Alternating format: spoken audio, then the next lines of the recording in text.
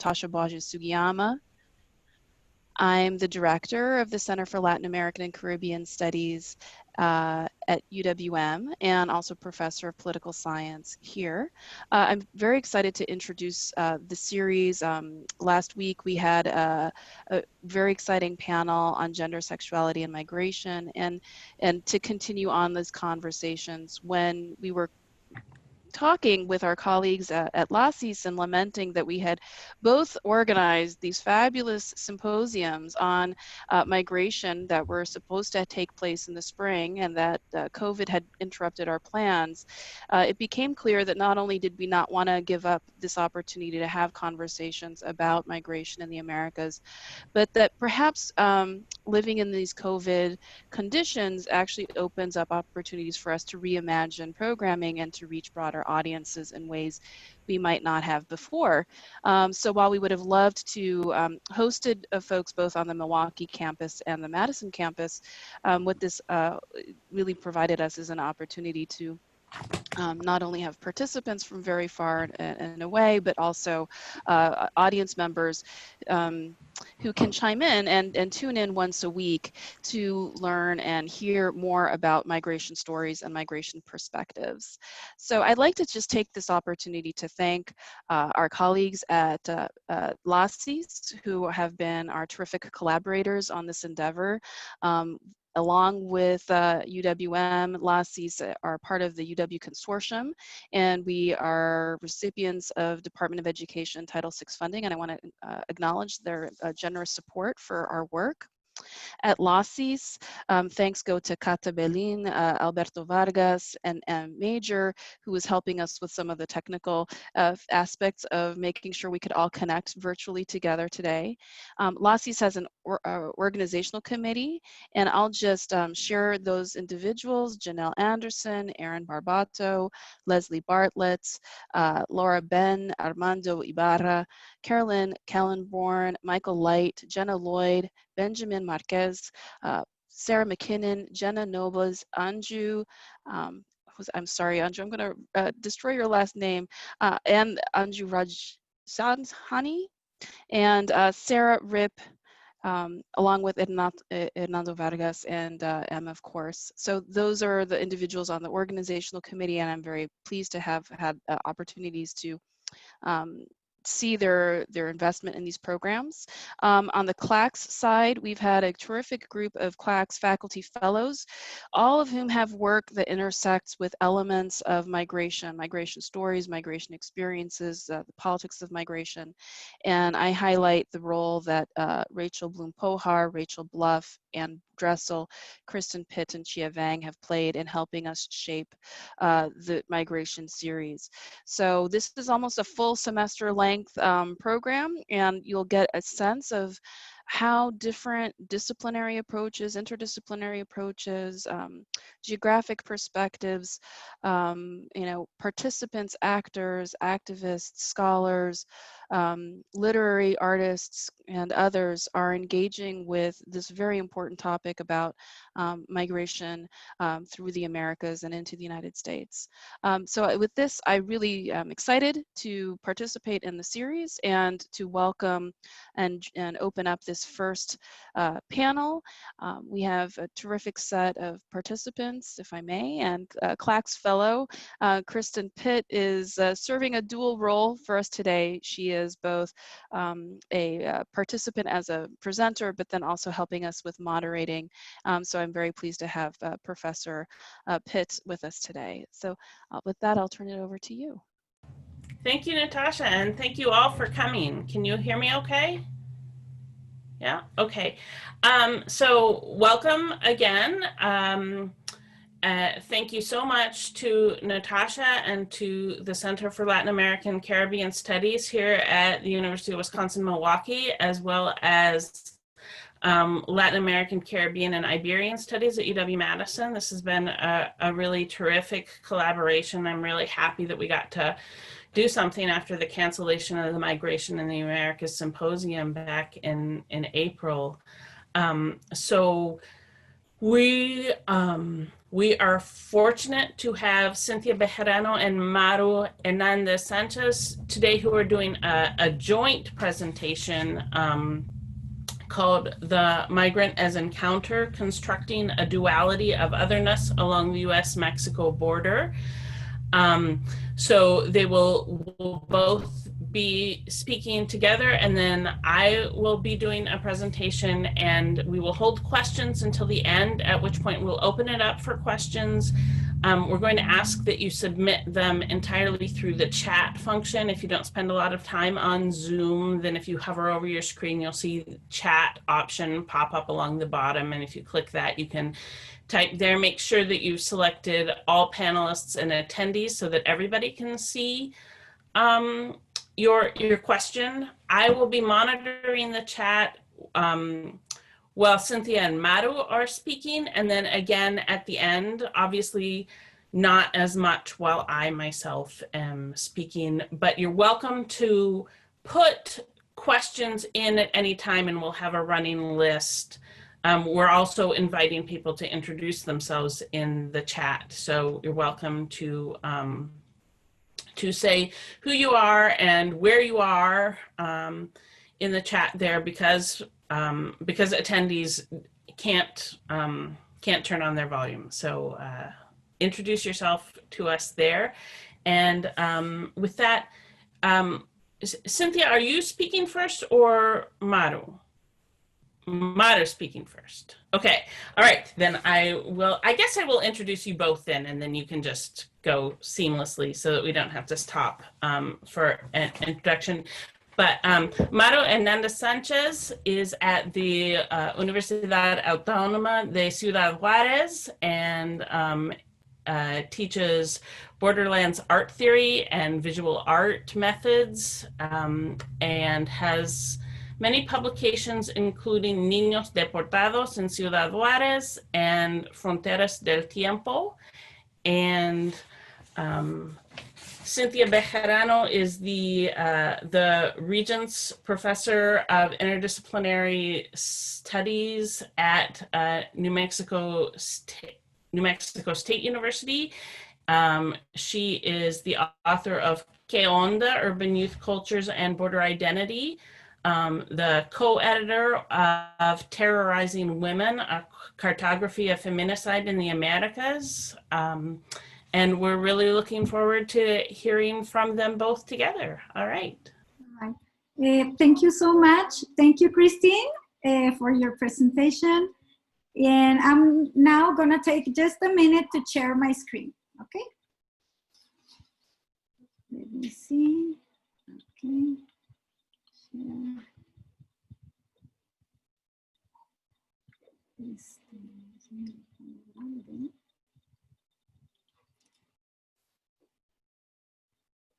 Okay, is that fine? Everybody's looking? Okay, thank you so much. Okay, well, it's good to be here. Nice to meet you all. Hello to everyone who is here and that we briefly read in the chat. Welcome everybody, and we hope we can have a good discussion of a very complex conversation that we're trying to have today with all of you. We want to begin by thanking the Migration webinar series at the University of Wisconsin, and especially to the Latin American, Caribbean, and Iberian Studies. But also we want to thank especially to Kristin Pitt and Julie Klein, because there's a lot of work sending us the link, even with the ideas of different time zones, etc. So we appreciate your patience with us. Thank you so much. Okay, so we're gonna present today what we have acknowledged, or what we have thinking about as migration, to think about it as an encounter, as a symbolic encounter, as a physical encounter, as an encounter between territories. So that's why we name our presentation for today, Immigrant as Encounter, Constructing the Duality of Otherness Along the U.S. Mexican Border. Okay. So we have already been introduced, but we didn't know if we're gonna be like showing each other. So we wanted just to share like a picture of ourselves to make it a little bit more personal. But so here we are. We come from both the universities. From one side, each of us is from one side of the border. I'm in the University of Ciudad Juárez, and Cynthia Bejarano is at New Mexico State University.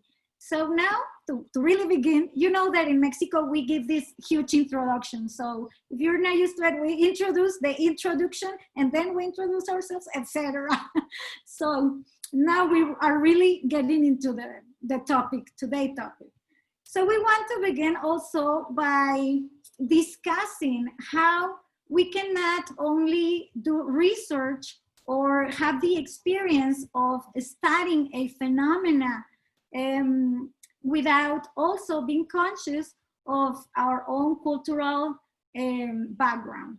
So this is a constant conversation that Dr. Bejarano and I have into how this experience of living in the culture has influenced the way we do research, the way we think concepts, the way we are able to critique also what we read, given our multiple generations of experiences here along the border. So we also want to make sure that we acknowledge for ourselves and for others that even though we study undocumented movement of people, we also know that we are looking at this situation from the point of view of the privilege of having documents to cross to each other's countries. In fact, we see each other prior to the pandemic, prior to the COVID, we see each other every 15 days. We made sure that we visit each other every 15 days. I go to Las Cruces every 15 days. Dr. Bejarano comes to Ciudad Juárez, but that has changed for everyone recently. So we frame not only our presentation, but everything that we do by paying attention to our border cultural experience. Well, we know that it's not only that we study the border, but that we grew up crossing for things that are as simple as going to a dentist appointment or going to a funeral, right? So this is, the border is a concept that always reminds us of this division. But since we have been here for many generations, we know that it's one culture, and that outside forces constantly remind us that we are different. However, our experience is interconnected. So we acknowledge that once we cross each other's countries, there are many differences. However, at the cultural level, we have this symbiosis, which is complicated. We do not deny that it's complicated. However, we identify with the other. So we identify with the other. Nonetheless, we are seen as the other. So it's like a double negation, right? Okay, so we move from there to our own cultural ways of knowing. And Platicas, since we have been growing up in this world, we know the many consejos, many advices that we learn in order to cross, in order to deal with the laws, even with simple things on how to dress when you're gonna ask for a permit, things like that. Our cultural ways of knowing always, or many times, take place during our Platica, during informal conversations. Why? Because this cannot be written. I mean, certain advices cannot leave any trace. So it's more inclined towards oral tradition of advice, right? And it's becoming more and more effective as a strategy not to leave any trace. So Platicas have become very central recently in the work of feminist Chicanas and Chicanos. However, in the border, we understand that these Platicas are also between many notions who intersect within our own idea of conversation. That's why we will later on focus on what we call displaced Platicas. It's always in movement, it's always in question. Therefore, what we want to do today and I think the virtual presence is allowing us also to do that, is crossing our narratives, is crossing our methods, is this idea that crossing also means the possibility of an encounter. That's why our presentation brings back together this type of background, this type of methodology. However, we're gonna depart and present to you first a research, the result and the discussion, mainly the discussion of the research where we studied how people who are providing services to the immigrant population, how they construct the idea of who is the immigrant. And then we're gonna follow with a second part in which we explore spatially what is going on. But I'm gonna wait for that because that's Dr. Bejarano's part. Let me move to the next. Okay, so our displays Platica, we identified this conversation as a possibility to cross the border.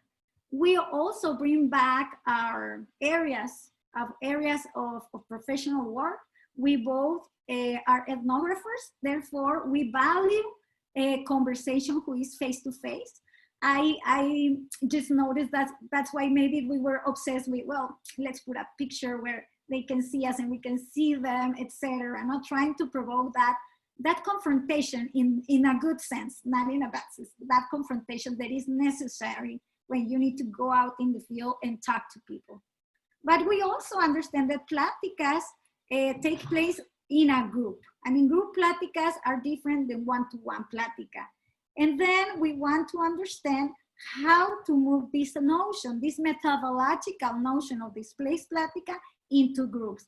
Because our goal is to provoke a Platica between one side and the other, because as we're gonna see later on in the presentation, we are very close, but we don't listen very well to each other.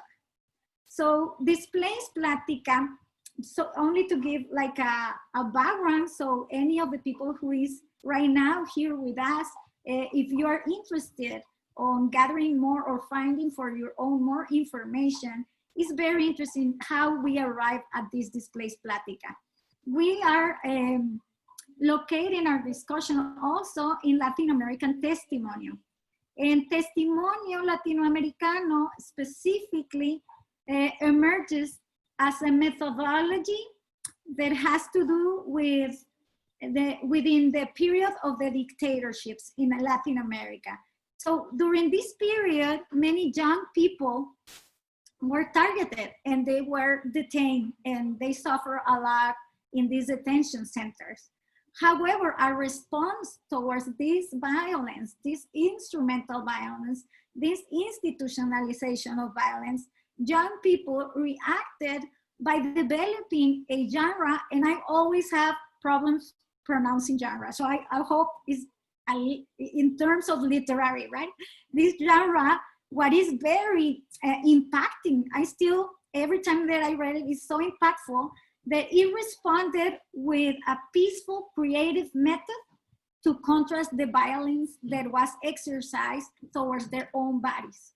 So it's amazing. It's amazing under these circumstances that people develop a creative expression in order to resist this type of institutionalized violence. That's why we connected to the process, to the current process of detention, right? Okay, so we are also influenced by the powerful work of Emma Perez, right? In reinterpreting exactly the historical process of certain groups who have not inhabited the consciousness of history. We also, in addition to this, are trying to figure out how our positionalities interconnect to each other. So it's not only our positionality, but that we are influenced by each other ways in layers. And also it's transnational, that there's a beautiful work on what happens with the body in transnational spaces by Becerril. And well, our constant reflection, right? By a feminist reflection, which always will be, how can we build trust during this work? Because we are under a lot of pressure when you are trying to get information, someone who is under detention, who has to be able to make a plan to cross, to reunite with family. So something that we need to reflect constantly is not to hurry the process, but to pay attention on how to build trust and honor what people share with us. Okay, I think I'm taking too much time in the methodology, but it's a part that I really love to say, how do we practice what we believe in?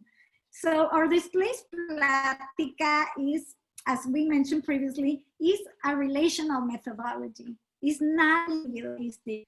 It has to be based on the principle of constant communicating with each other. Therefore, we believe that participants are our co-constructors of knowledge. Many times it's so difficult within the constructs of publications and everything. It's difficult to honor this authorship, that we share this authorship, because everybody's involved in constructing this type of knowledge. So Platica centers specifically on how to build also relationships of reciprocity, mutual vulnerability. We are exposed as they are exposed, not in the same level, of course, and well, in the constant reflection. So this Platica and the relational principle has been studied by Ochoa and Fierros, and we will give you the rest of the bibliography so that you can read it. Okay, so our displaced Platica also has to do with these notions of being, in case of Dr. Bejarano, a Mexican American feminist with family on both sides, and myself as being a Mexican feminista with family on both sides. So basically we are border feminists. However, and this is the very crucial part of our work. I am a Mexican feminist, but once I cross, is different. It's different. It's not that I am Mexican. I am constructed differently as a minority, for example. So when Dr. Bejarano, who is, I think, the most Mexican in the University of New Mexico, however, when she crosses to Juárez, which is we are together. We are like very easy to cross. But when she comes, she's constructed as a Mexican who probably left, even though her family has generations and generations in the US.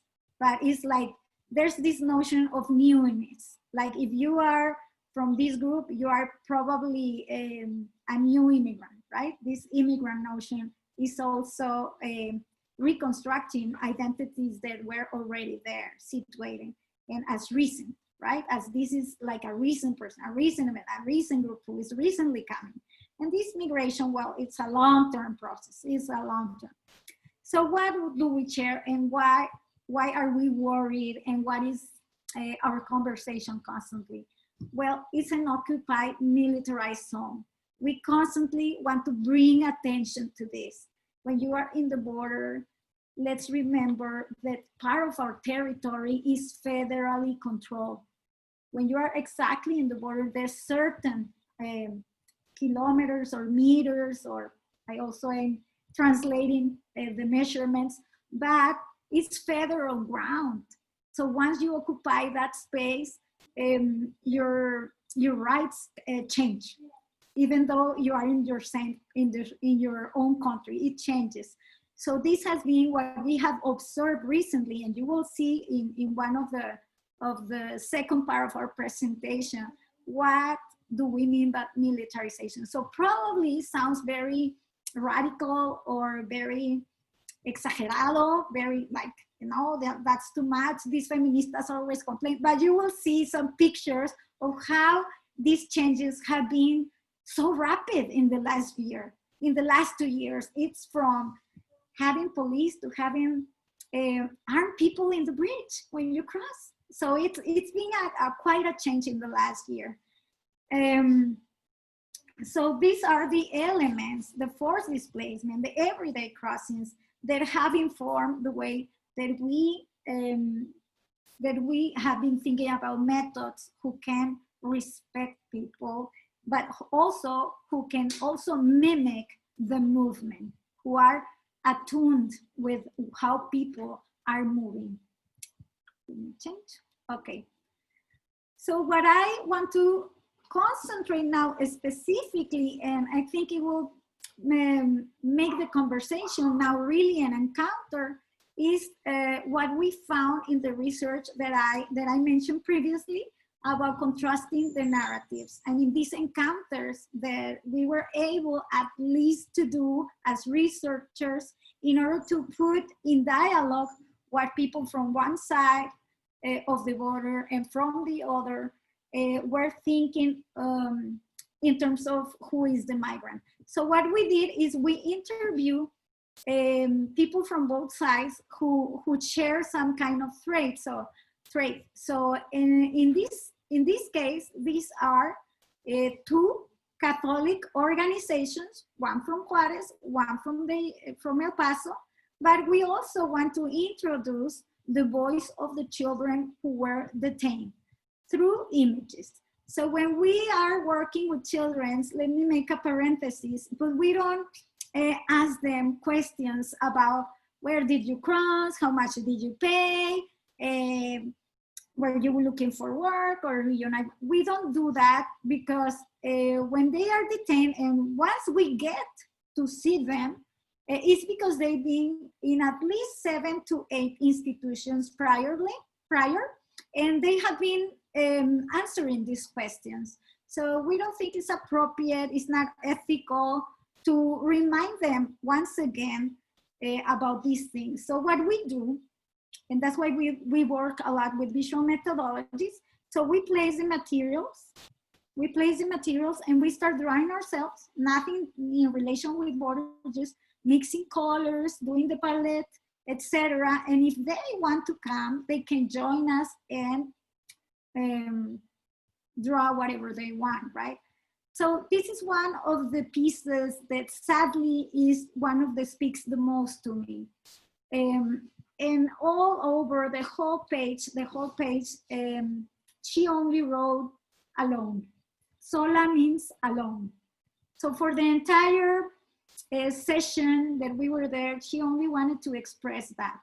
So it's visual, you can see like there's order, there's a constant gesture of how she was writing alone, alone, alone, alone, alone. So it was so heavy to receive this visualization of their experience.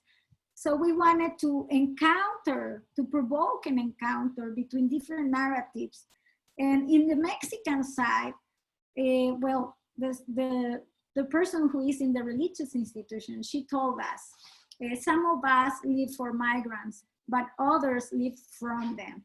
And this is a very strong person. We remember when interviewing this person that I said, well, do you want to choose a number so that you can become anonymous? And she said, no, whatever I can tell you, I can tell everyone. So these platicas that are aside, that we need to make place in the margins of the research, because you can uncover the strength of these people who are trying to make something, right? And even if they build erroneous notions of who the migrant is, it's also their work has been there for 30 years. So we need to also acknowledge their compromise.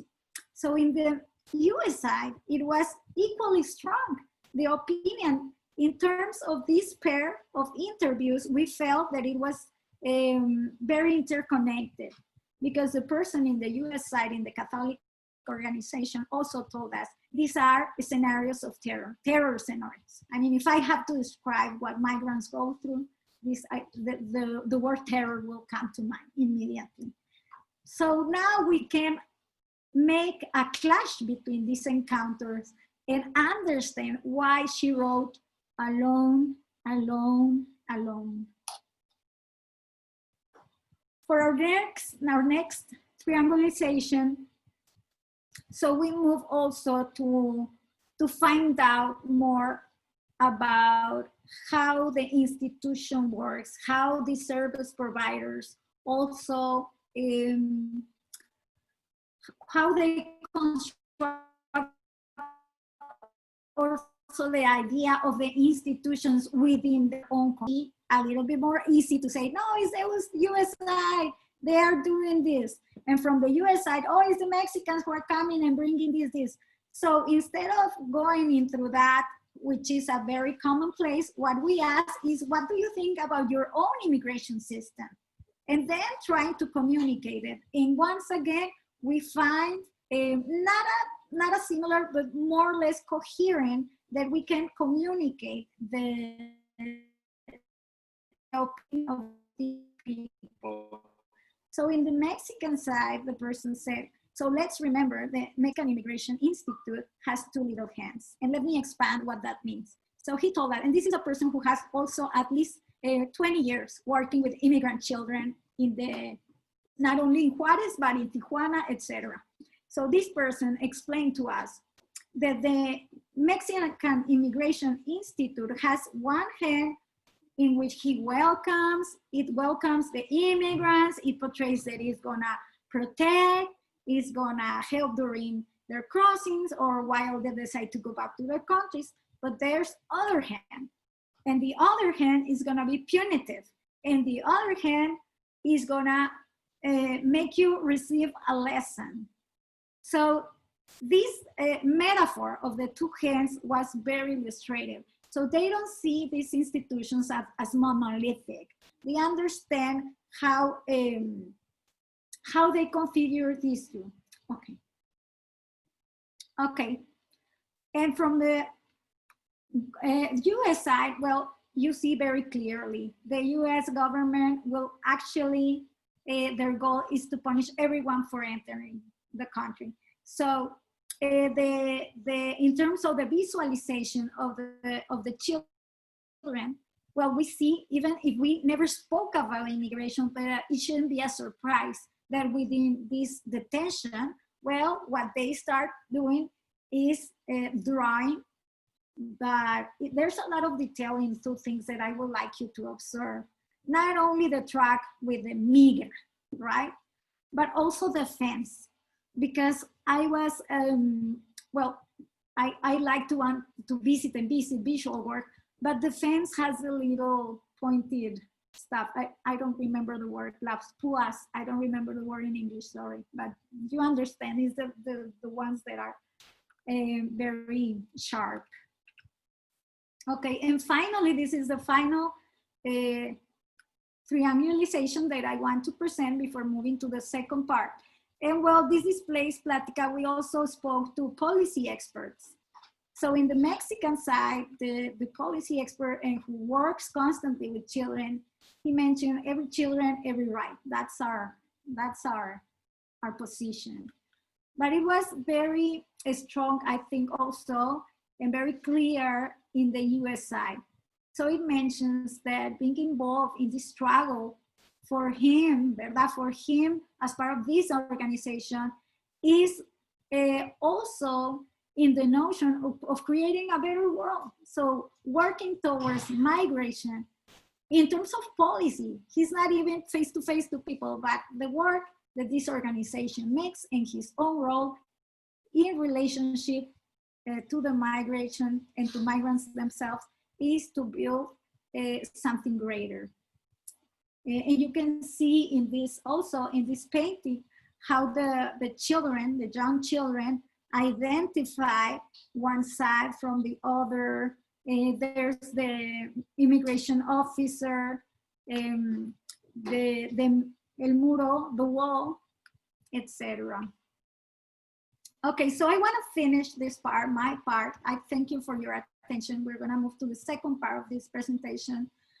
But I want to finish with something that we still don't understand. So we want to share it with you, but we wanted to also exemplify not only the parts of the research that we understand, but also the ones that we don't. So this is a dialogue. When I interviewed one of the service providers, she was telling us how when an immigrant arrives at the shelter, well, she thinks about how this person needs a lawyer, needs food, probably needs medical attention. So when she asked him, how can I help you? So he responded, what I need is a gun. And she was like, what happens? What does it mean? So the person explained that he was deported, but while being detained in the US, he was stripped from photos, from money, from telephone numbers, for everything. But it doesn't stop there. When he crossed into Mexico, so Mexican police also take away his final 100 pesos, which is like $3 that he had left, his clothing. And of course, you know, here is, I don't know in the US, but here, if you encounter a police, you're gonna suffer violence. It's gonna be a violent encounter. So he's in blood, he has no clothes, and he's in downtown. So in one of the shops, someone offers him a shirt. And when he arrives into the shelter with nothing, I mean nothing, with nothing, well, he wanted a gun to go and look for that cup. So we don't understand, sometimes we don't understand what it means also to be robbed of everything. So it's not the money, it's of everything. So thank you for your attention, and we're gonna continue this, but with now towards space. So Dr. Bejarano, you can tell me when I need to continue moving. Okay, thank you so much, Dr. Hernández Sánchez. We never know how formal to be, but I want to thank everybody. As Maru had mentioned, Dr. Hernández Sánchez, thank you for this invitation to everyone, to Natasha, to Kristin, to Julie, the migration webinar series, University of Wisconsin at Madison, and all of the different programs that helped to formulate this incredible series of conversations. And I wanted to also just say, I'm really curious, and I hope everyone can listen into all of the seminars that are being afforded, because they play integral parts in what we might not be able to have time to share. It looks by the appearance of titles of other presentations that you'll hear more about this incredibly complex issue of migration and immigration that exists here at the U.S. Mexico border and really globally. So we're so grateful to be part of this conversation.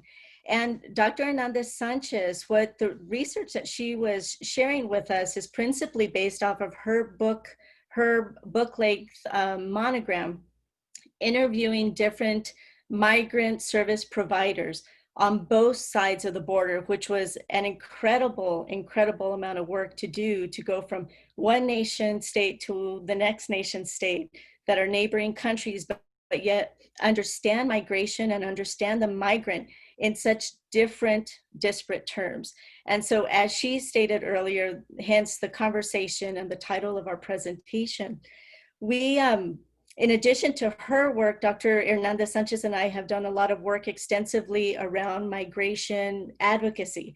So we've done work, Maru specifically has worked almost exclusively in great detail with children. So the drawings, I just wanted to reiterate that she shared with us, were from workshops that she has done over many years with children who were in detention in Mexico. And Maru and I have also been fortuitous to be able to visit several migrant shelters on both sides of the border, which also I think helped to contextualize some of our presentation today.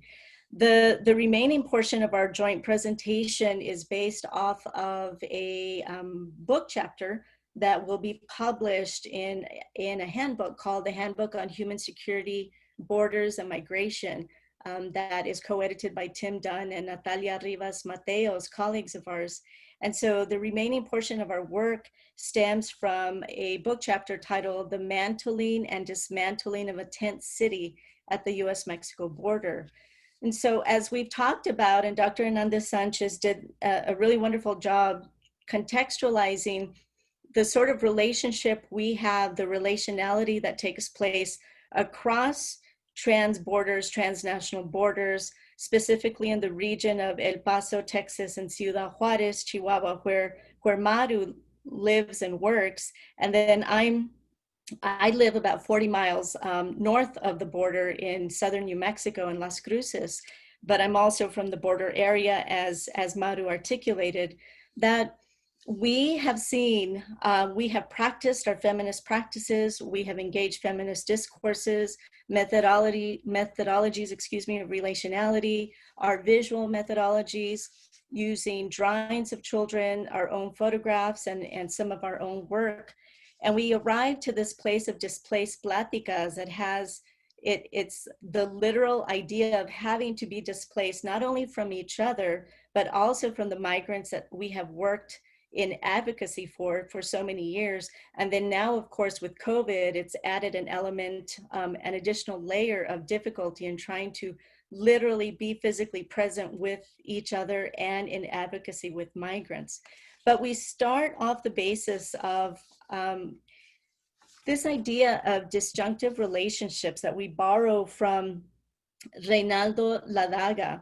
And Reynaldo defines disjunctive relationships to describe the disjunctive features of international ports of entry, how we're defining it, and their surrounding areas, and what we understand as a rupture of territory and claims making through tent cities, and what migrants desire and what they need. So the last slide that Maru delineated for us, that she articulated the uncertainties of what migrant advocates might think the migrant requires, what the migrant personifies, is incredibly different from the reality of what migrants are experiencing in the moment.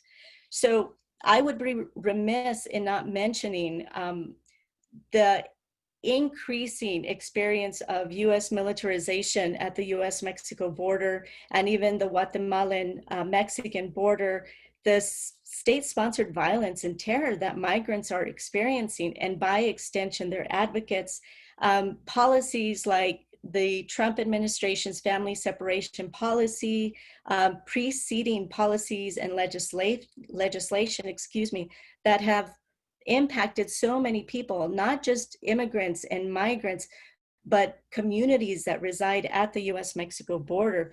The United States at this point, in relation to disjunctive relationships, has been in the practice of exporting fear and exporting violence. And I think that's really important as we delve in, or for your series over the course of these several weeks, to consider the histories of violence that we partake in and that we export as members as citizens, perhaps, or residents of the United States.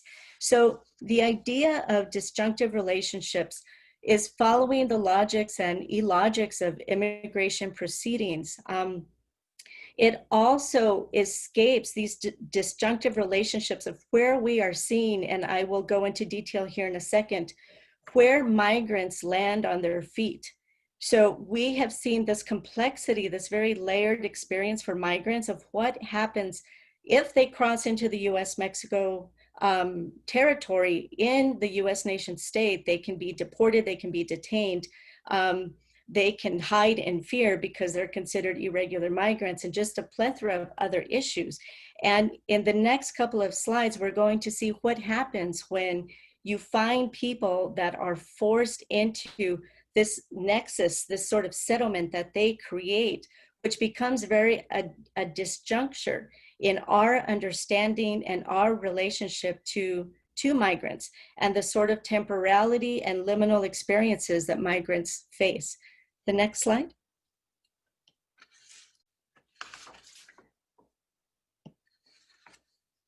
Okay, another component that is critical to our conversation is the idea of displacement, disposability, and debordering. And this is related to the disjunctured relationships that Reynaldo Ladaga talks to us about, or gives us sort of a model to use. Is we discuss the relationship between displacement, disposability, and debordering as interrelated concepts that help us establish the complex experiences of migrants living in temporary tent settlements. As you will see in a few slides, while two neighboring and disparate countries argue over what to do with these migrants. And so, in addition to the idea of displacing people, literally almost literally disposing of bodies. You know, you have two nation states that are trying to figure out what to do with migrants. So, and then also the debordering that takes place, where migrants from Central America, migrants from the interior of Mexico and beyond are forced into these sort of silos of spaces in places like Ciudad Juárez to try to figure out what their next step is. We're also heavily in our work borrowing this idea, as you can see on your slide, of basurización, or symbolic garbaging. And we use that term, some of the audience members might be shocked at our use of this term, but we use this term not to demean migrants, but to help people understand what is happening, the contextualization of how migrants are being treated at the U.S. Mexico border. The idea of basurización turns garbage into a verb that explains how the image of garbage has a double meaning: the obscure and terrifying, that which provokes disgust and repulsion, and the addictive side which invites us to stir on it in order to recognize the footprints of past pleasure.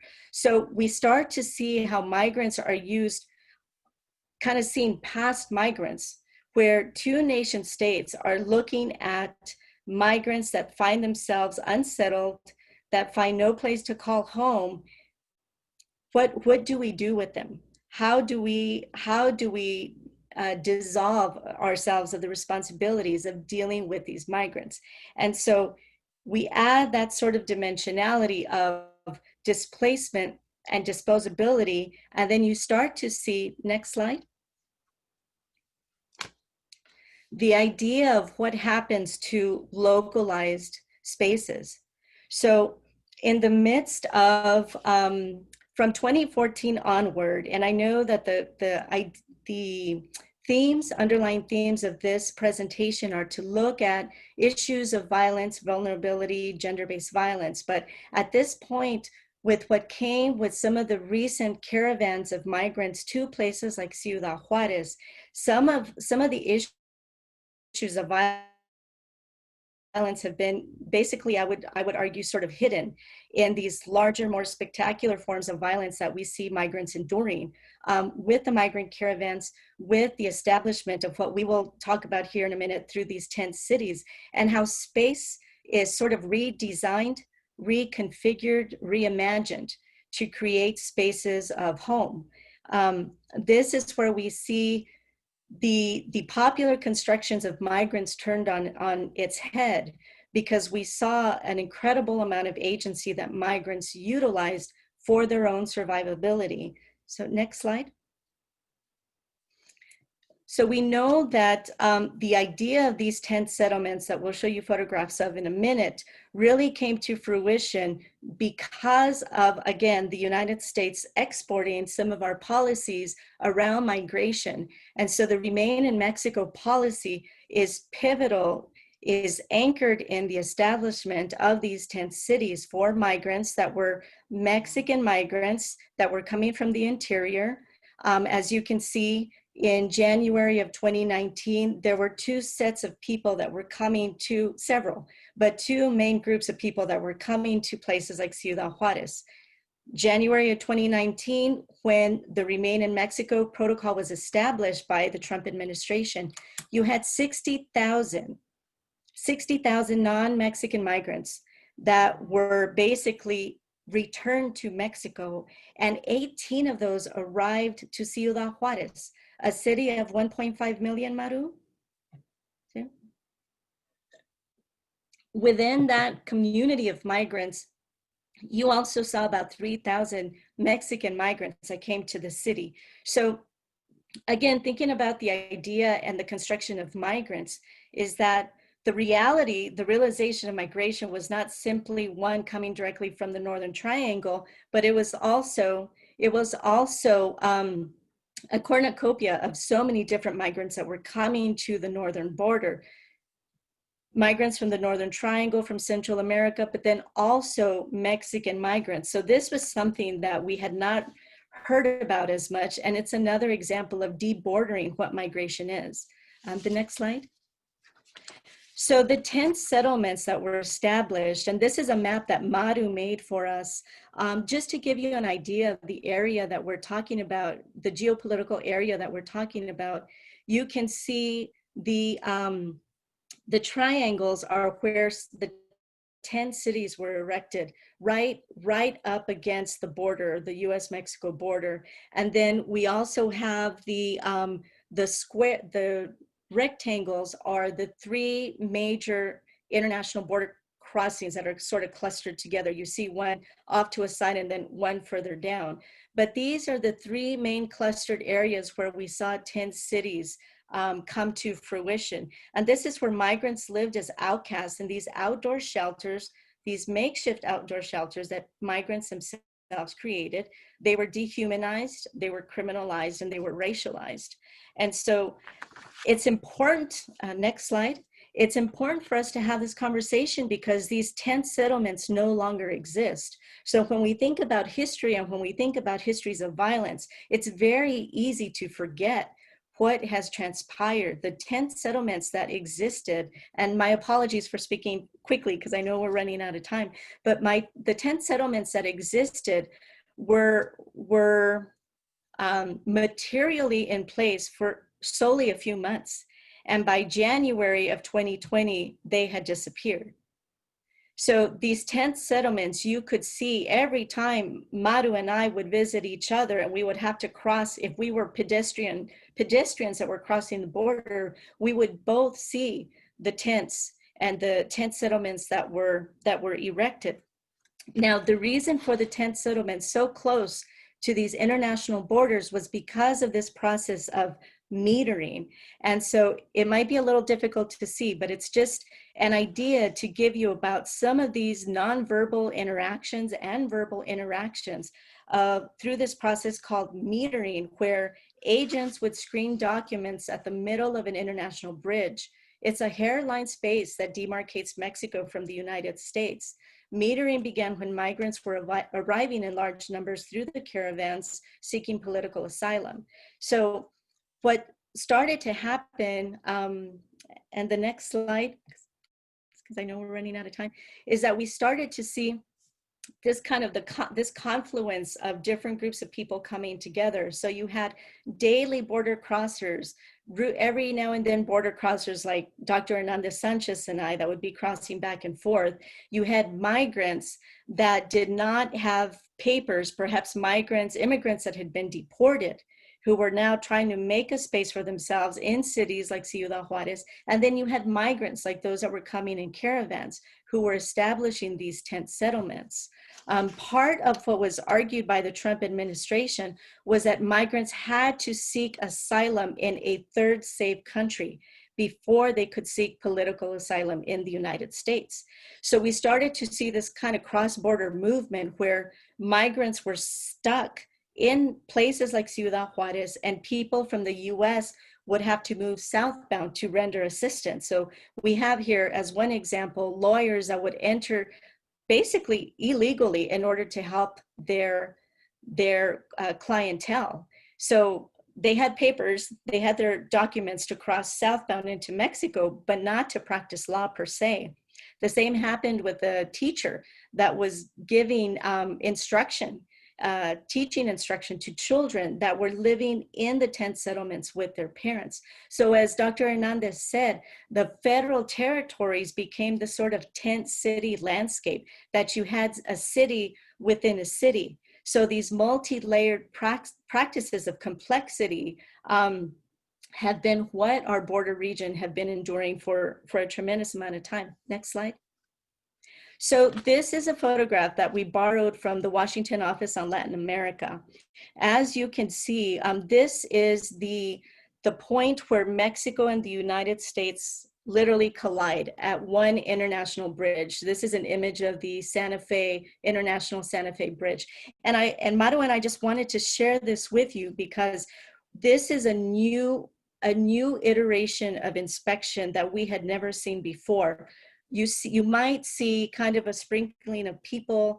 There are private security, private US security. There's also Customs and Border Protection that will stop people, these pedestrian lines, to ask everyone for their documents, basically just screening migrants to see if they can cross or they cannot cross. The concertina wire, the large orange jersey barriers, and even the canopies that you see were not meant to protect the border crossers like us. They were meant to protect the U.S. Customs and Border Protection. It was just an incredible show of force, an unnecessary show of force and militarization of the border that now everybody who resides at the border must contend with. So the migrant as other, I would argue, has also stretched to some extent to the people that reside at the border. The 10 city settlements, next slide. The 10 city settlements demonstrate the kind of, it disrupts the ideas of who the migrant is, who the other is. On the left-hand side of your screen, you can see vehicles that are lining up, oftentimes waiting for an hour, 2 to 3 hours to enter into the United States.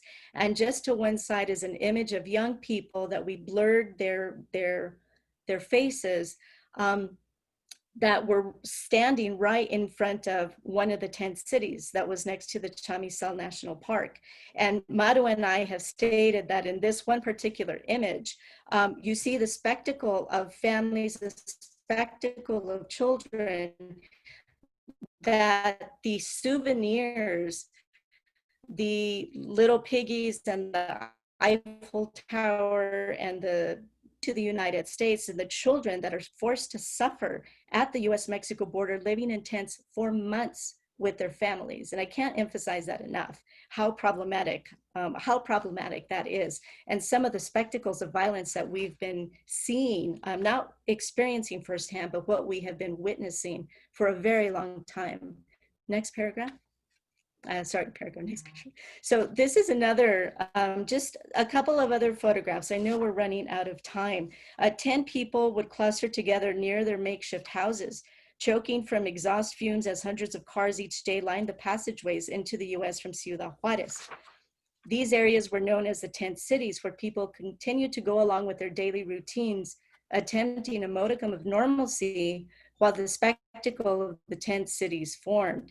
So, next paragraph. I keep saying next paragraph. I keep thinking that I'm working with my dragon speak. So just to end, and there's so much more that can be said about these issues, is I hope, as I do, Dr. Hernández Sánchez hopes that the audience and the people that are listening right now can come to understand how the situation of violence that is experienced on a daily basis of migrants. We do not know what happened to those migrants that were forced out of their tent settlements at the end of December due to near freezing temperatures. Families were loaded onto shuttles and taken to a government-operated shelter, but we do not know their whereabouts. We do not know what happened to the metering practice of having them wait in line to have their numbers literally called to have an audience with an asylum, political asylum judge. And so all of these things are still in limbo. They were disposable communities, disposable tents, and disposable bodies. They were displaced and they were disappeared. The tent city phenomena was surreal and ephemeral and part of the historical accounts of state-sponsored violence. So to end, we were able to see what Wendy Vaught indicated in her book, Lives in Transit. We've really enjoyed her teaching, that the lines that separate smuggler, guide, companion, friend, lover, and family members can become blurred during a single journey. Migrants, including female migrants, are not simply passive victims. They're resilient actors, as we have been able to see through the establishment of these tent settlements. Mobility is a social process. And it's necessary to rely on the forms of resistance that migrants are able to demonstrate to all of us and to teach us. And I think the very last slide is something that it's the Senti Pensati that Maru can kind of lead us through that, which means the role of simultaneously thinking and feeling.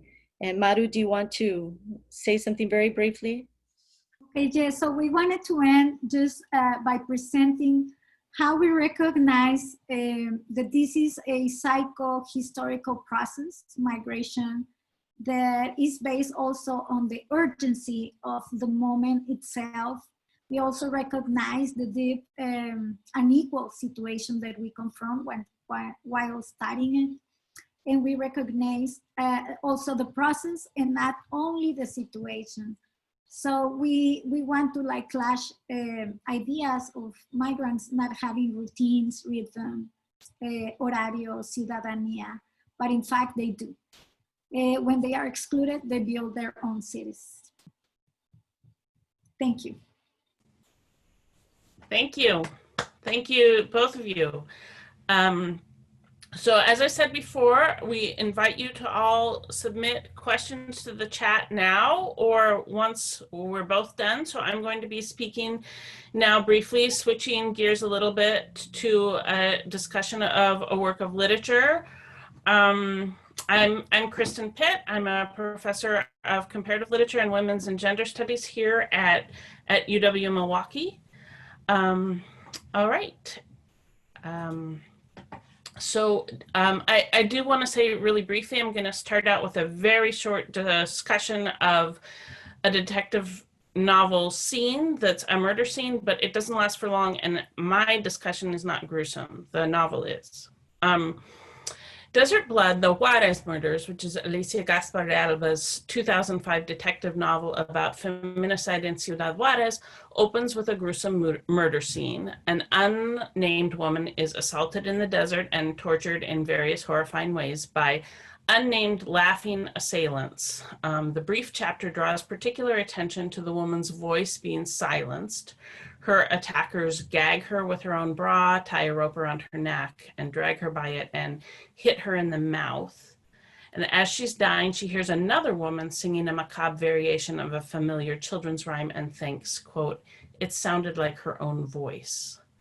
On some level, the rest of Desert Blood might be considered a literary attempt to reclaim the voice of this murdered young woman and to offer an alternative to dehumanizing or sensationalist narratives about women victimized by violence in Juárez. Drawing on traditions of gritty detective fiction, Gaspar Alba's novel depicts multiple and intertwined systemic forces that operate together to make women and girls vulnerable to violence. These perspectives blend with a very different sentimental tradition in which a women-centered community is able to intervene and sometimes disrupt this violence. But in the end, Desert Blood doesn't provide an opening for this unnamed feminicide victim or the other hundreds of real-life victims who share in some part of her story, to have her story really heard, not just by characters within the novel, but by those of us who read it as well. After the opening anonymous murder scene, our attention shifts to the Villa family, who occupy the center of the sentimental narrative. Iván Villa is a Chicana native of El Paso who moved away for graduate school, and at the start of the novel, she's on a flight back to her hometown, intending to purchase the baby of a maquiladora employee named Cecilia. On the plane, Iván reads an article about the Juárez feminicides and wonders, quote, what upset her the most, the crimes themselves or the fact that as a native of that very border, she didn't know a thing about them until just now.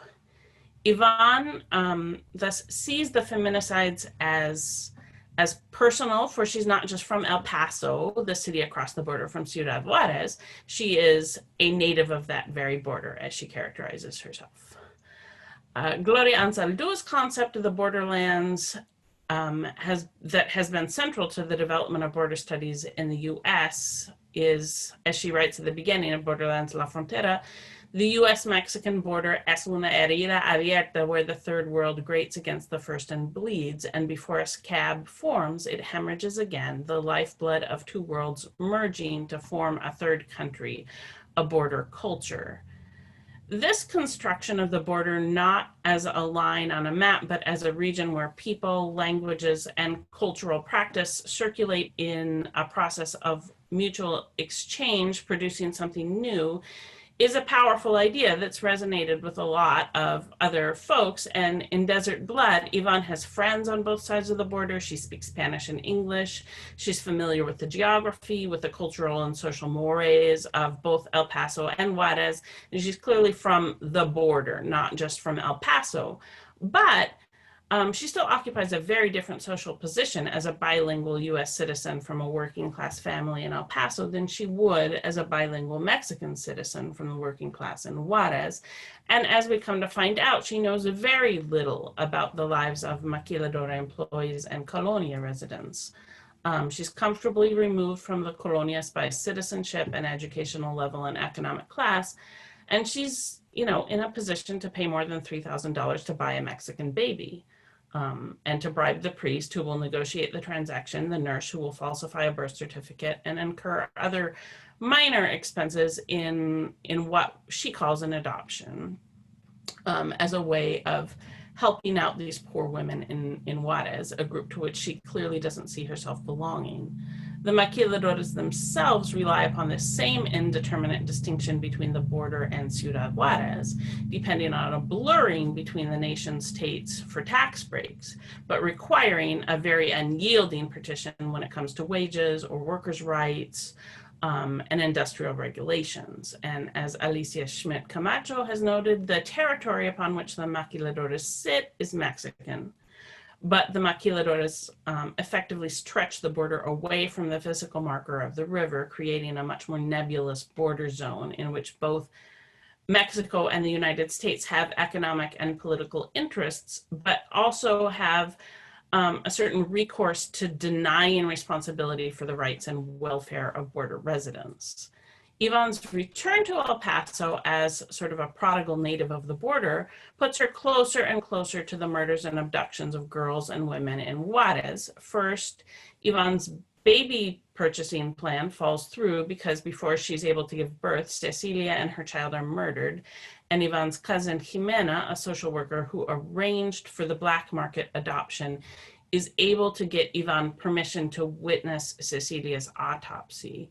It seemingly doesn't occur to Yvonne that her desire to view the medical examination of the naked and mutilated body of a woman she has never met might be wildly inappropriate. It's not clear if an ideal reader of Desert Blood would adopt Yvonne's perspective, remaining similarly oblivious to this intrusion.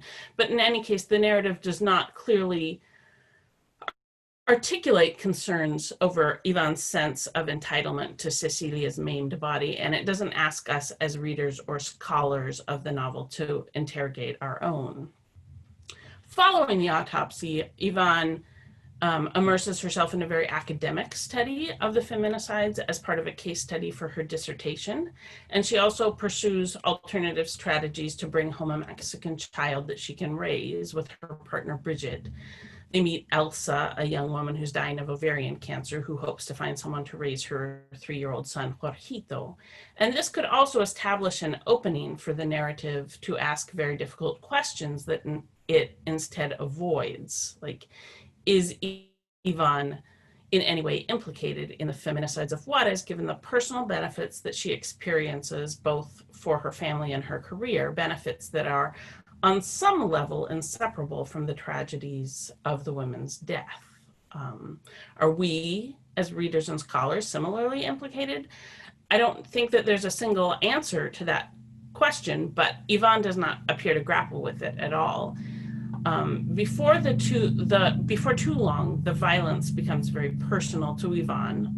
Her 16-year-old sister Irene disappears in Juárez, and after visiting the expo fair, Irene goes to a party in one of the colonias along the river and swims back and forth across the border. Because she disappears while in Juárez, the El Paso police claim they have no jurisdiction. And the Juárez police similarly claim that Irene was last seen on the U.S. bank. So any missing persons case is the responsibility of the El Paso authorities.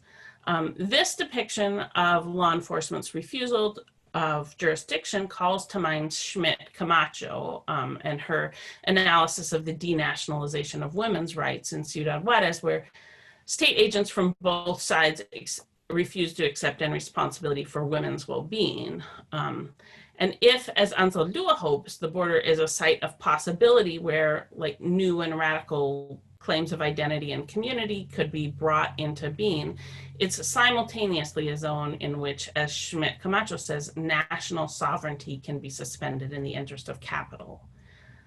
So without the support of any police departments, Yvonne draws upon her own research skills and her personal connections to engage in a desperate search for her sister. And eventually she rescues Irene just moments before she's about to be killed at the hands of an international cabal of powerful men who make and sell pornographic snuff films. So in the end, Yvonne reviews her many field notes and she concludes, and this is a fairly long quote, "NAFTA's brought thousands of poor, brown, fertile female bodies to the border to work at a maquiladora.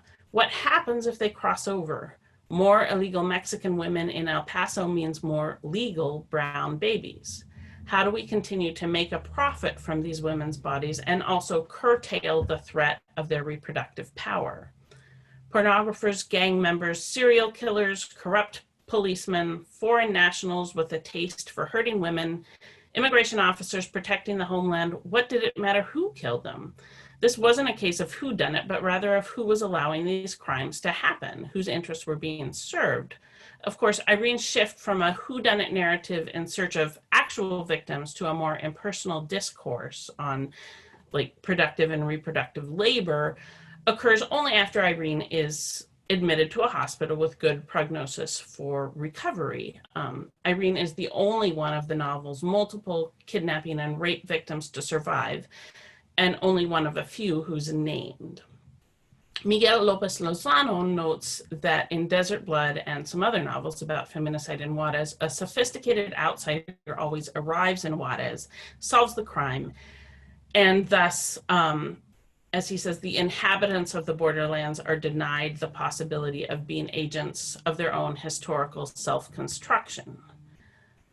Desert Blood holds U.S. corporations and policies responsible for abusive working conditions and the maquiladoras, but it's almost exclusively U.S. citizens who are capable of intervening against the violence in Juárez, and these characters are positioned as heroes and then retreat back across the border once U.S. citizens have been saved. Desert Blood does note that most victims of feminicide are not U.S. citizens, but muchachas del sur.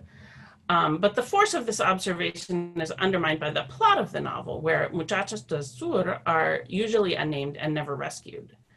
After moving heaven and earth to save her own sister, Yvonne simply concludes that, quote, "The crimes had not been solved, nor would they ever be solved, until someone with much more power than she brought this conspiracy out into the open." So Desert Blood concludes with more or less happy circumstances. Irene has been returned to the bosom of her family, and Yvonne and Bridget have gained a son in Jorgito. The parallel rescues of Irene and Jorgito, who are endangered natives of the border, who are saved through their familial relationships with Yvonne, highlight the novel's engagement with what Lauren Berlant terms the compliant genres of women's culture and sentimental novels, which, she says, foreground a view of power that blames flawed men and bad ideologies for women's intimate suffering, all the while maintaining some fidelity to the world of distinction and desire that produced such disappointment in the first place. So the grim and gritty realism of the hard-boiled detective novel gives way to the sentimental call of family, albeit one that's reimagined as predominantly matriarchal. And all of the characters are reincorporated into an only slightly queered version of traditional domestic happiness.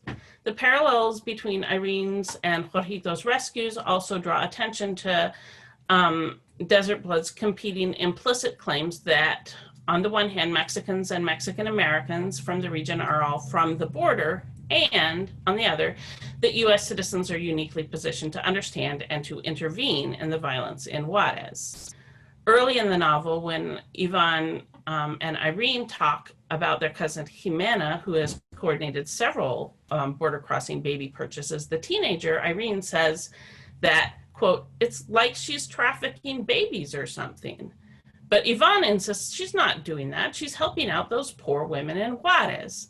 The novel doesn't include any other challenges to this like cross-border savior narrative. When Yvonne wonders what will happen if she and Bridget don't raise Jorgito, Jimena responds, and I quote, "Same thing that happens to all poor orphans in Juárez. They end up begging on the bridge, getting rounded up by some child prostitution ring, or running drugs back and forth across the border." So Yvonne's terribly imperfect intervention of literally purchasing babies from desperate women is really the only solution that the novel offers to help the actual and potential victims of feminicide and their families until someone with much more power than Yvonne comes along.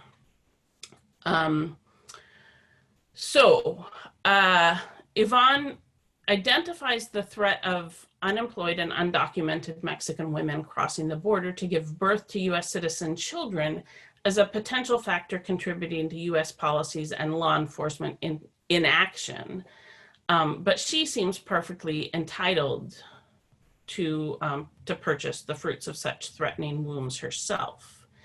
Desert Blood depicts Juárez as an environment in which threats of violence against women and girls are systemic and entrenched. So it would obviously be a tall order for one novel to provide a roadmap for an effective escape for all involved.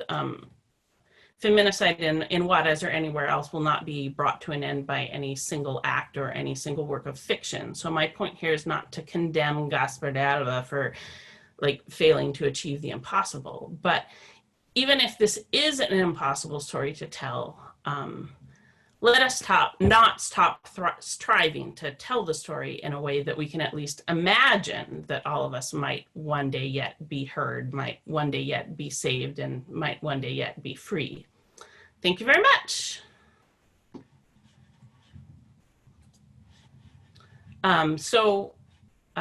Going to open it up for questions now. I'm going to invite Cynthia and Maru certainly to unmute yourself as appropriate. I have a couple questions that I wrote down. I'll go back and look at the chat, but one really quick one. Jennifer asked Maru that you mentioned a source that was listed just as LFG 2001. And can you say what that source is?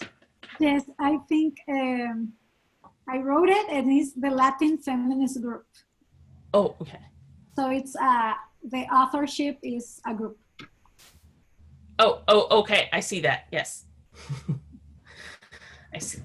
In the Q&A section, not in the chat string, Alberto Vargas asked about the Platicas and how common Spanish is in them. Are they in Spanish, Spanglish, English? How those take place?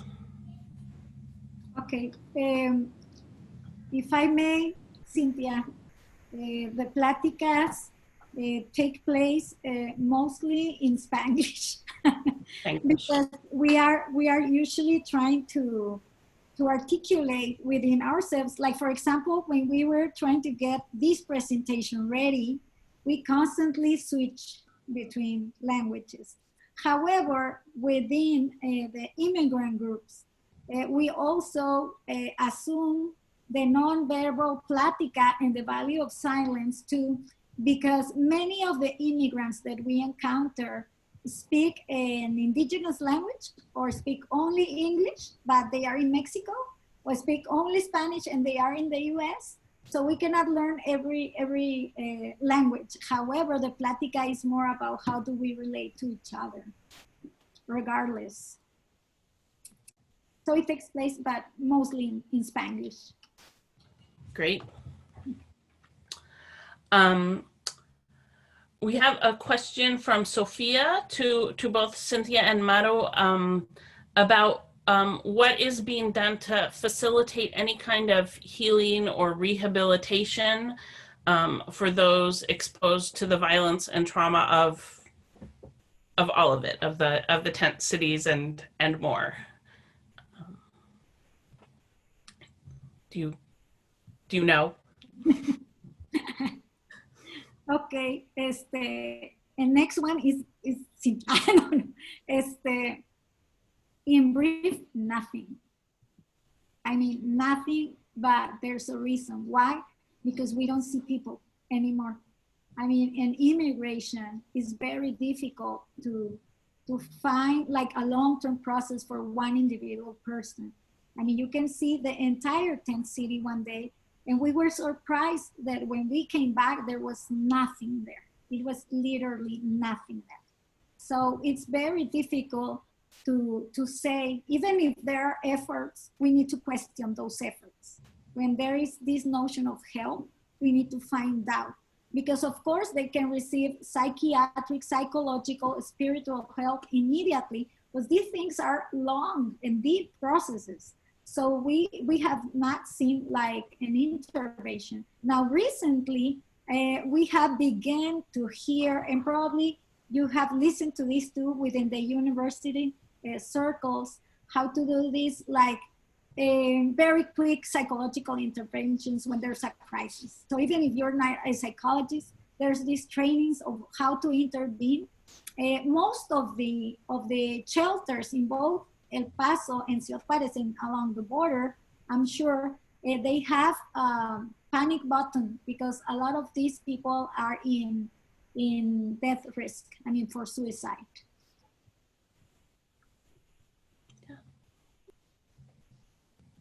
Cynthia?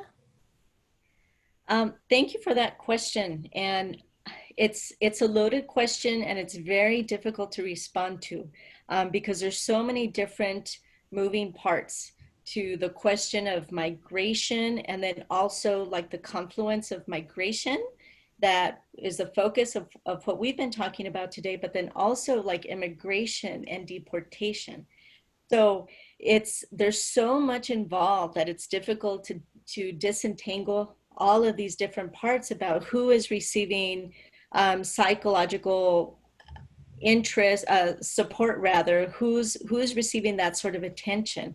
There was a question in the chat about what happened to the tent settlements, and we did share that by January of 2020, they were gone, as Maru said. There's no real clear indication,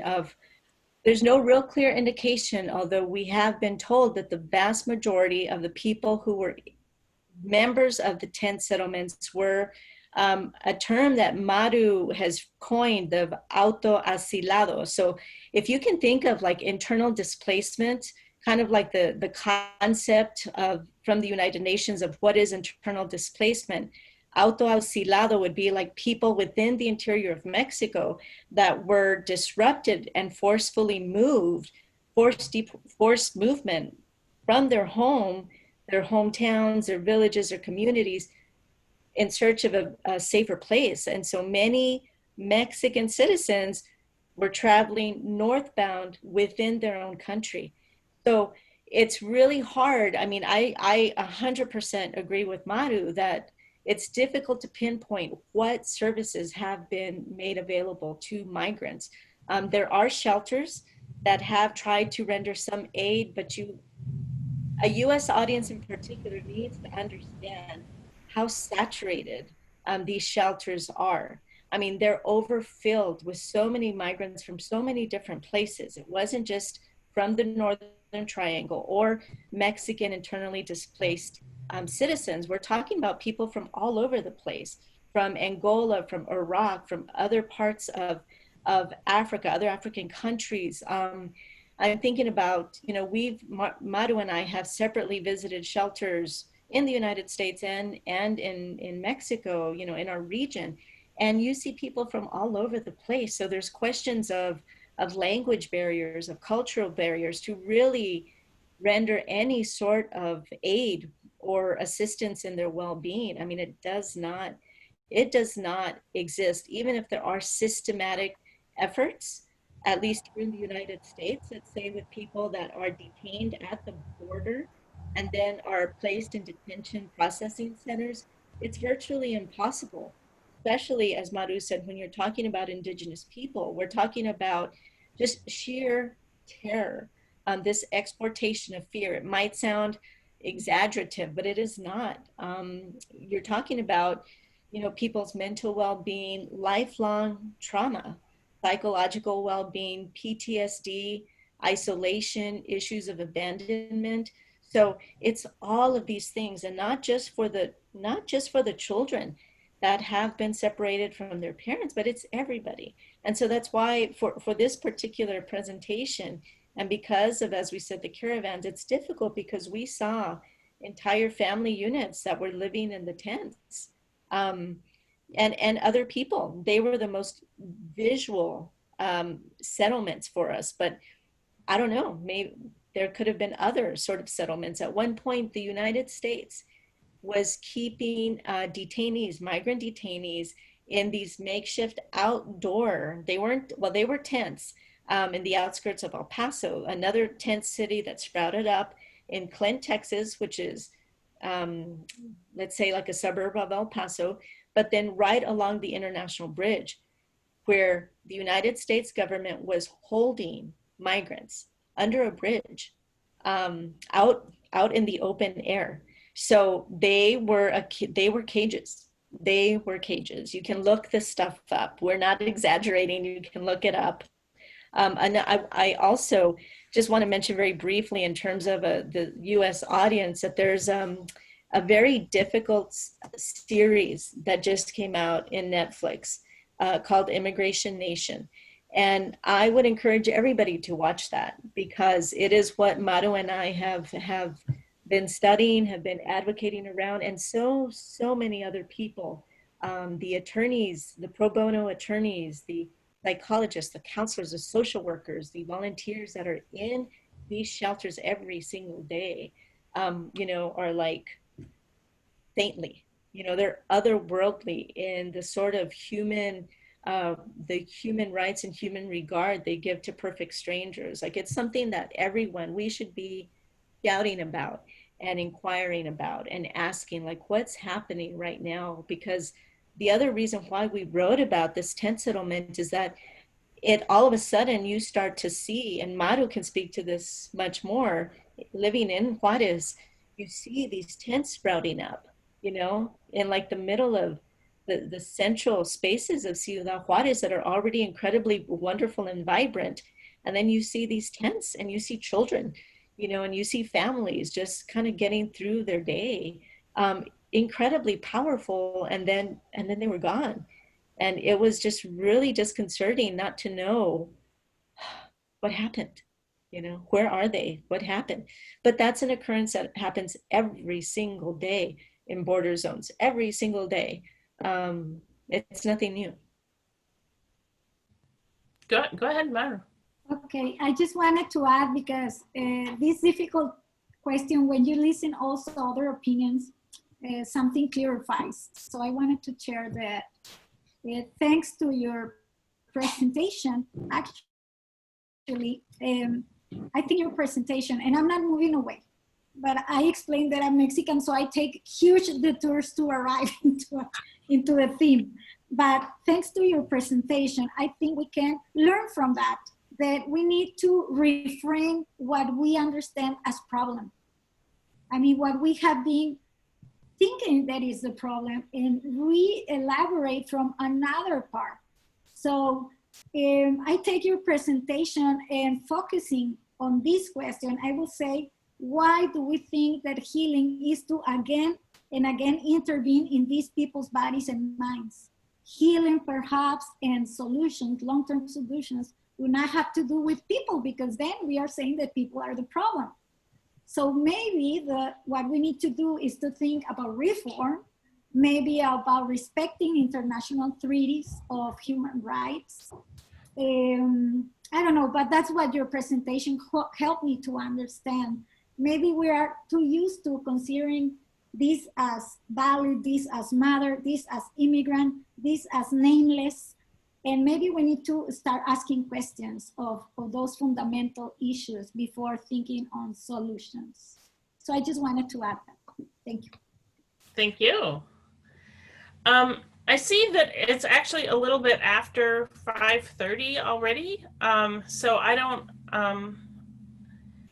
Zoom doesn't seem to have turned off immediately at 5:30, so I guess there wasn't a hard set, but we are sort of past the time, so I'm not going to be able to get to all of the questions that that have come in, but there's one from Lucy in the Q&A that I wanted to highlight for both you, Maru, and Cynthia, about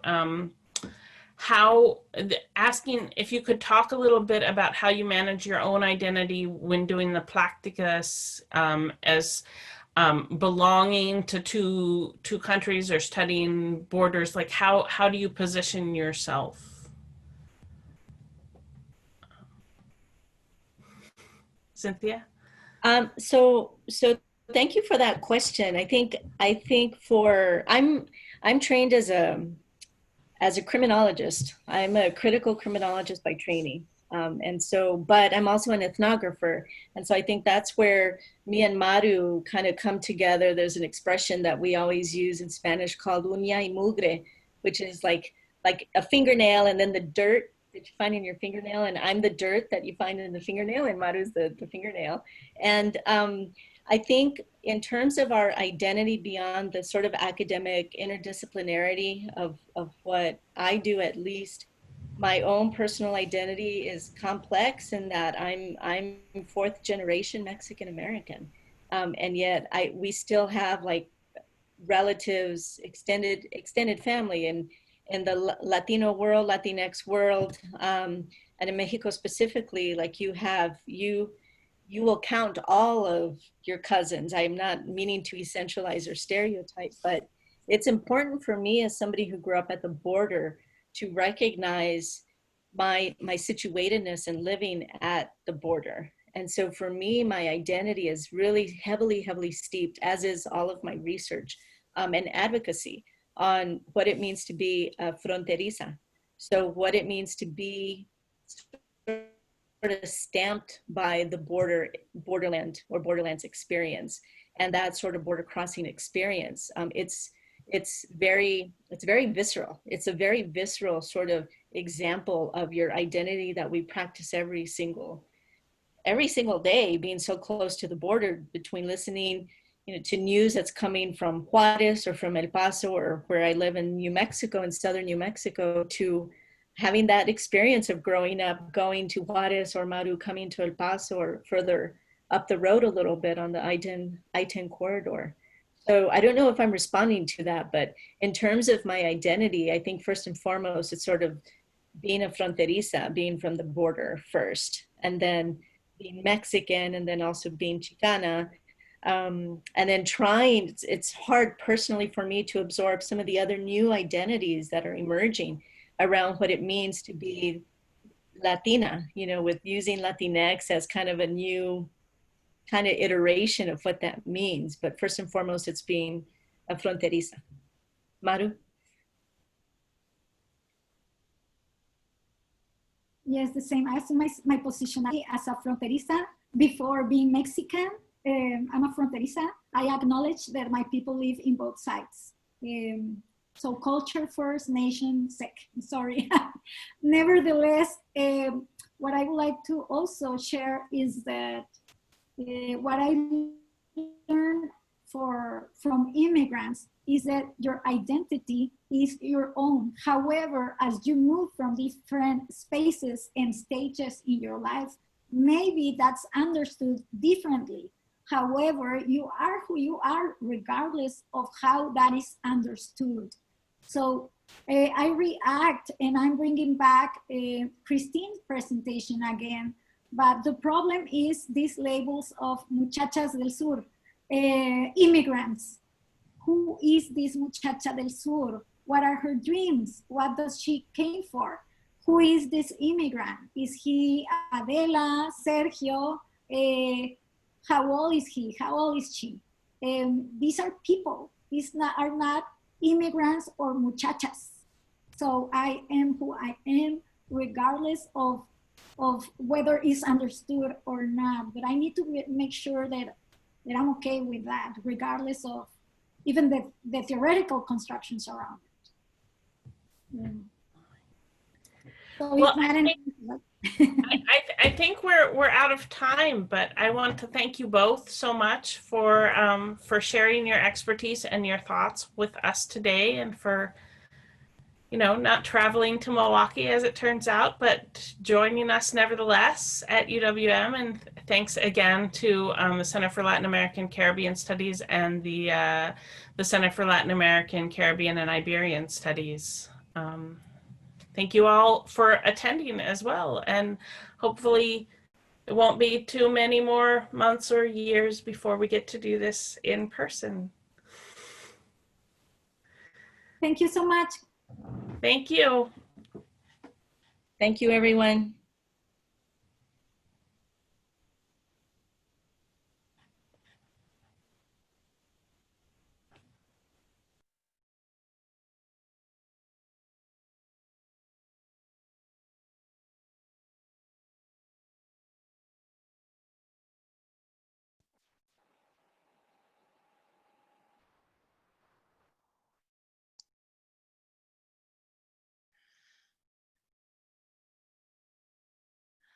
Well, I guess I could hit end. I think if I hit end, then I won't be able to say goodbye. But thank you very much. It was really fabulous. Thank you. Yeah. Thank you so much. That was awesome. Yeah. Thank you. That worked out really well, and thank you. It was great to meet you all. And Kristin, I hope that we get to, and Natasha and Julie, I know was listening in. I hope that we get to meet in person and have Maru, you all come visit us too. Em, you're welcome to join us too.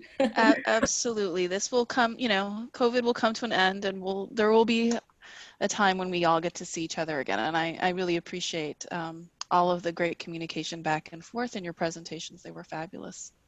Yeah. Thank you.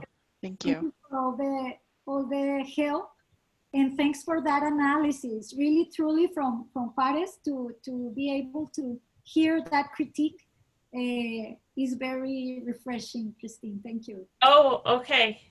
I'm always a little worried about talking about this novel because, Alicia Gaspadel was a lot more famous than I am, but the solution is buying babies. It's weird. It's Kristin, you're saying what we're no longer on, right? It's just us talking. Em, you can stop the recording.